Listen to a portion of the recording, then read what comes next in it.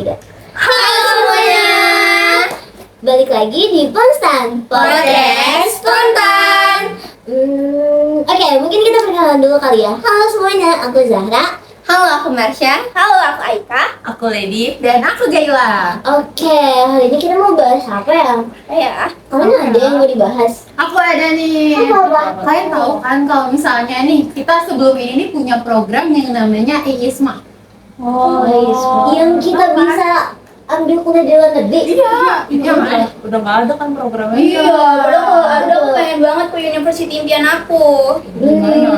Aku juga mau sih sebenarnya. Oke, mungkin biar seru kali ini kita mungkin berangan-angan kali ya kalau misalnya kuliah kita gratis. Kalian kira-kira nih mau kemana, mau di mana, dan kenapa alasannya? Mungkin dari aku dulu kali ya. Boleh. Nah, kalau misalkan aku dapat kesempatan gitu ya bisa kuliah di luar negeri, aku pengen banget ke Kyoto University di Jepang. Betul banget. Yang versi itu kan. Betul. Peringkat berapa? 2. Keren banget ya.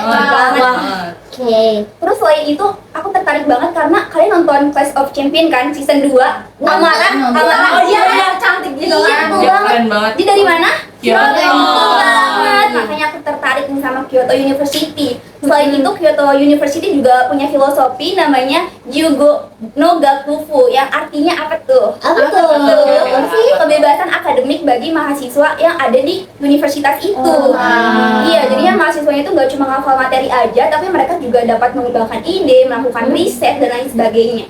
Selain itu yang bikin aku tertarik lagi ada namanya program internasional IUP. IUP. Bukan. Apa tuh? Apa jadi ngapain? Nah, jadi ini sebenarnya cocok banget untuk mahasiswa internasional karena kita tuh belajarnya bisa pakai bahasa Inggris gitu. Jadi belajar bahasa Jepang itu bertahap aja dulu. Gratis kan? Iya, gratis. Sumpah. Iya. Kalau kita mau ke sana kita nggak perlu belajar bahasa Jepang dulu. Betul banget. Jadi bertahap aja nggak apa-apa, selalu aja. Aku kira tuh kalau misalnya mau belajar ke Jepang tuh harus kayak belajar dari awal bahasa Jepang dulu. Ternyata bisa sambilan kuliah. Tuh. Ih, mau keren banget. Kalau kamu Kalau mana? Kalau menurut aku kayak itu emang keren ya. Cuman aku lebih cenderung ke Tokyo University karena aku tuh tertarik sama sistem pendidikannya yang namanya tuh late specialization. Jadi di 2 tahun pertama kita tuh cuma belajar ilmu-ilmu umum sama humaniora doang, baru habis itu kita belajar di jurusan kita gitu. Kayak gak asing ya. Kayak di ITB nggak sih? Iya, betul banget gitu. Oh iya, ITB juga kayak gitu. Iya. Jadi penjurusannya tuh di semester berikutnya gitu nggak di awal. Iya, 11-12 lah berarti ya sama Indonesia. Nah, sekarang aku dong boleh. Jadi Boleh dong. iya, aku kan masih di Dream University. Aku tuh juga masih di Jepang. Nah, itu tuh bedanya cuma 3 jam dari Kyoto University. Nah, aku adalah univnya adalah namanya Keiko University yang dimana adalah univ swasta pertama di Jepang. Nah, kenapa nih aku milih ini sama ya? Aku juga tertarik gitu dengan filosofinya yang bernama Dokuritsu Jinson. Nah, kenapa? Artinya tuh adalah dengan tujuan untuk menghasilkan mahasiswa yang kritis dan juga mandiri. Salah satunya nih ada program yang namanya ZEMI. ZEMI itu adalah singkatan dari seminar. Nah, seminarnya itu adalah terdiri dari 5 sampai 20 mahasiswa dan juga 1 dosen pembimbing. Yang nantinya mereka ini akan melakukan penelitian dan juga akan belajar untuk diskusi, kritis dan lain sebagainya. Keren banget ya. Iya. Nah, selain itu nih aku sebagai mahasiswa internasional juga kan, jadi aku juga tertarik karena ternyata pendidikan mereka nih base-nya tuh adalah pendidikan barat. Jadi mereka juga menggunakan bahasa Inggris gitu di kampusnya. Mirip ternyata ya.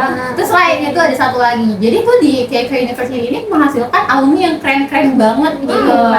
Iya, bahkan masuk ke dalam indeks almameter global eksekutif gitu yang dimana alumninya ada 3 perdana menteri Jepang. Terus ada Chikai Mukaya di mana ada astronot wanita pertama di Jepang.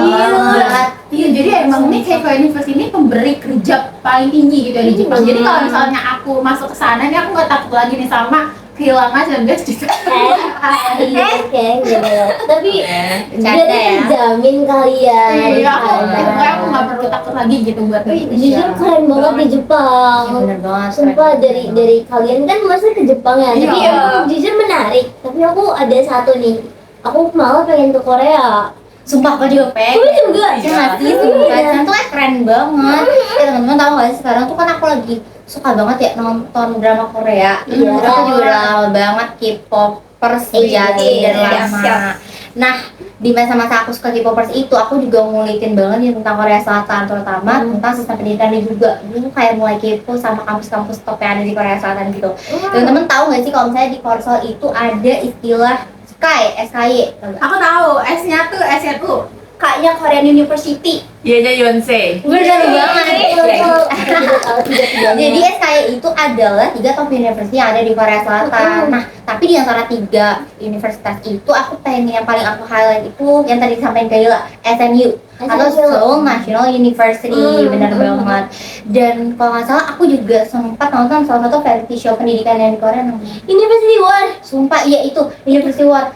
Aku suka banget ya sampai dia kan ada 3 season dan 3 seasonnya itu kalau nggak salah pemenangnya dari SNU. Keren banget gak sih? Banget ya. Itu sesuatu itu. Iya, nah dari cerita anak-anak SNU yang di University World ini, aku tuh jadi kayak mereka kan cerita kalau misalnya culture dan juga atmosfer budaya belajar yang ada di SNU itu bener-bener ketat banget, bener-bener kayak mereka ngambis banget. Jadi kayak aku pikir kalau misalnya aku di SNU, aku juga jadi ketuanan ambis dari kompetisi.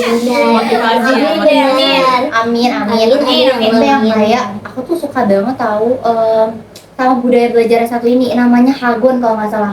Nah ini aku tahu, aku juga sebenarnya awalnya tuh tertarik buat ke Korea. By the way juga aku sama kayak Masya, Dream University aku di SNU. Karena ya pertama juga aku suka tertarik dari lama tuh aku udah tertarik sama culture dari South Korea ini. Terus juga karena aku habis nonton University War, karena aku kagum juga kan sama orang-orang dari SNU nih, kok bisa mereka sepintar itu gitu kan. Jadi aku iya bener banget, terus akhirnya aku cari tahu kan. Nah ternyata mereka ini tuh kisaran remaja di Korea Selatan ini tuh 80% tuh mereka ikut bimbel. Nah bimbel tadi disebutin sama Marsha. Jadi ini tuh bimbel yang nantinya tuh mereka mempersiapkan mereka untuk lanjut ke universitas. Nah, universitas yang mereka perebutkan ya top 3 tadi yang udah teman-teman sebutin. Nah, jadi kalau misalnya di bimbel itu remaja-remaja di sana tuh bisa belajar sampai 12 sampai 16 jam. Gila banget ya. Itu Enggak sih itu. Makanya kita kayak ya paling mentok 4 jam gak sih belajar. Nah, itu dia yang aku kagum. Aku jadi kayak termotivasi lah gitu kan, pengen kesana juga biar aku bisa ningkatin skill aku, motivasi belajar aku. Nah terus juga nantinya kan tadi aku bilang mereka masuk ke bimbel-bimbel ini tuh untuk mempersiapkan masuk ke universitas kan. Nah masuk ke universitas ini tuh ada yang namanya satu jalur nasional dari Korea, namanya tuh CSAT atau Suneng. Ya betul banget. Nah. Nah, jadi kayak CSAT itu bener-bener ketat banget teman-teman karena bener-bener kayak bahkan pesawat gak boleh lewat. Iya nggak boleh lewat, jalanan sepi, Iya. sepanjang Untuk menciptakan keheningan itu Harus sering banget. benar, karena kalau misalnya ya itu sebagai ritual lah 1 tahun sekali dan dianggap sebagai hidup matinya mereka gitu. ya. Jadi dalam 1 tahun sekali itu mereka menilai bahwa CSAT itu yang menentukan masa depannya mereka nanti. Benar. Oke, mungkin Bahkan kayak pemerintahannya juga mendukung banget dari segi bahwa sampai kayak polisi-polisinya ini stay di jalan untuk bisa nganter calon-calon mahasiswa-mahasiswanya ini yang telat gitu buat ngikutin CSAT ini. Keren ya. Banget ya. Nah itu sebenarnya kalau misalnya kita lihat ya dari Jepang apalagi Korea itu kan dibalik dari pendidikan yang spektakuler dari universitas-universitas yang ternama itu ada dukungan dibalik tata kelolanya dari pemerintahnya sendiri, gimana mereka mengalokasikan dana ke sektor pendidikan karena mereka menganggap juga pendidikan penting. Iya kan teman-teman juga nih Dream University-nya kan mostly dari luar ya. Padahal sebenarnya ya untuk dalam negeri juga bagus gitu. Tapi iya kembali lagi tadi nih di fokus pemerintahnya sendiri. Kalau misalnya pemerintah itu lebih mengutamakan pendidikan daripada program lainnya, pasti univ dalam negeri juga akan setara dengan Benar. Yang pastinya kita juga bangga nggak sih kalau misalnya pendidikan dalam negeri kita tuh lebih maju. Banget sih. Meskipun tadi cita-cita kita ke semua keluar gitu kan, nanti juga kita bakal kembali lagi ke tanah air kita yang tercinta Lagian ini. siapa sih yang nggak mau kuliah di luar negeri juga? Benar. Jadi mungkin semoga nanti kedepannya pendidikan kita bisa lebih baik lagi, lebih Amin. Terus juga impian kita ke luar negeri itu bisa tercapai teman-teman. Amin. Yang pastinya. Mungkin segitu aja kali ya pembahasan kita. Kita juga udah sharing banyak banget kan. Oke, mungkin sekian podcast kita hari ini. Sampai ketemu di kesempatan berikutnya. Bye bye.